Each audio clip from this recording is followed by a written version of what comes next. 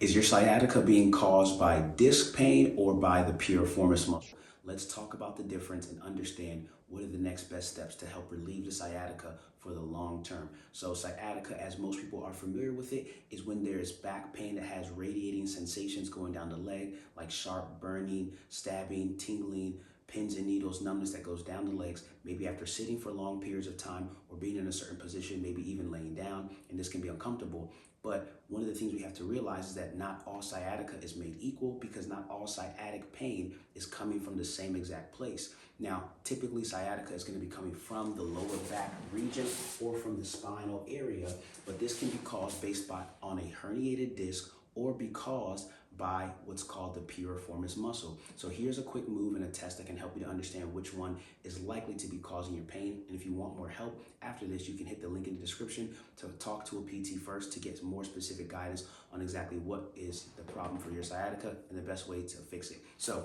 let's do the seated leg stretch where we're going to cross one leg over the other.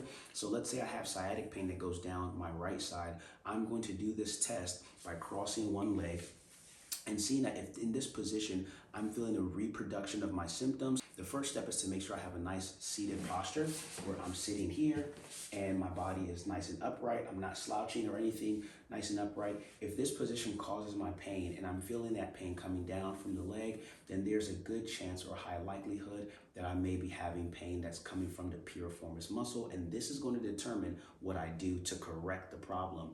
Now, let's say maybe there's no reproduction of symptoms. I'm just feeling some normal tightness or uncomfort or discomfort because of my lack of flexibility, things of that nature, but it's not producing the same pain that I usually complain about that I refer to as sciatic pain. Then what I want to do is take it a step further. I might pull my knee to my opposite shoulder. And so what I'm going to do is pull my knee to my opposite shoulder. If in this position, there's no reproduction of symptoms, just maybe discomfort that's from lack of flexibility or other kind of issues that I have, maybe like hip issues, then it's likely not a positive test either. And then what I'll also do is I'll take my hand and push down and see if that reproduces my pain. If it doesn't reproduce my particular symptom, just produces some discomfort from lack of flexibility or other things like that, but I don't feel the same kind of sciatic pain that I normally feel, then that's going to be indication to me that there is likely a greater chance that it's coming from my spine. So I'm going to show you the other aspect that you can do for this. So once we're kind of ruling out that it's not coming from the piriformis muscle, which is located right in your bottom in that region area, then we're going to go into another test to examine what exactly we should do. So what we do here in this case is we're going to go on our stomach, and what we're going to do is we're going to press up into this position. Now, as I go into this position, what I'm looking for is if this position is reproducing my symptoms. You might even just be able to go on your forearms like this, and that can be an indication if you have a reproduction of pain or symptoms that this is actually what's causing your sciatic pain. It's coming from a herniated disc or from the spine. So one of the things we want to appreciate is where exactly is the pain coming from, because that's going to determine what I do to correct it. Now, another way that you can do this exercise is simply by having your hands here. You can do it in a standing position as well, where you have your hands right on your spine and you lean back. Does that reproduce my symptoms? Does that cause an increase of pain or a decrease of pain? If it causes an increase in the symptoms or a decrease, then it's likely to give me an indication of where exactly the sciatica is coming from. And in this case, it's coming from the lower spine, not necessarily from the glute muscles where that sciatic nerve passes. So what do we do when we figure out where the pain is coming from? One of the things that we want to do when it comes to the piriformis muscle being the culprit of this problem is we want to do some stretching and strengthening exercises. A couple of exercises that we can do.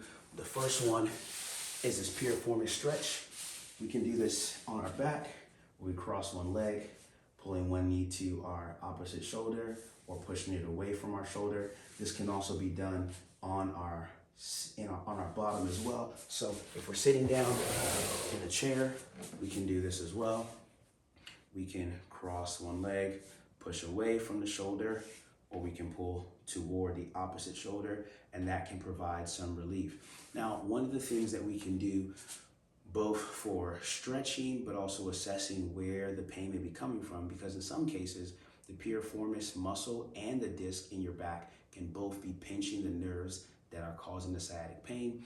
And while we're in this position, if I lean forward and bend my back and that causes the pain, that's letting me know that my spine or my disc is what's causing the pain as well. So this test can be used as a test for assessing both the lower spine and the piriformis, but it can also be used as a stretch to help treat it and to help it feel better. So that's an interesting caveat for those who might have pain in both positions, pain from the piriformis and pain from the actual herniated disc. Now, if I have pain coming from the piriformis, again, the muscle in my hip, right where my bottom is, I want to do a strengthening exercise like a clam to help myself get that side stronger. And I want to do this on both sides, obviously, the side that's affected and the side that may not be affected by the piriformis pain. Now, if I have the pain in my lower back from a herniated disc, there are other exercises I may want to do, such as a cat camel, rounding my back out. But in this case, if my herniated disc is bulging out, I'll actually want to emphasize this position to help push it back, right? So depending on which position causes me to have relief for my symptoms, I'll want to focus on that position. If going into this camel position is better for relief, then I'll go into that. If going into the cat position is better for relief, then I'll go into the cat position, and that's going to be how I help to strengthen that area and to improve it. If you found this video helpful, like it and leave a comment, and subscribe to the page because we make videos for how you can stay healthy, pain-free, fit, and mobile, and discover the wealth that starts with your health. I can't wait to see you in the next video, and thanks for subscribing. See you guys later.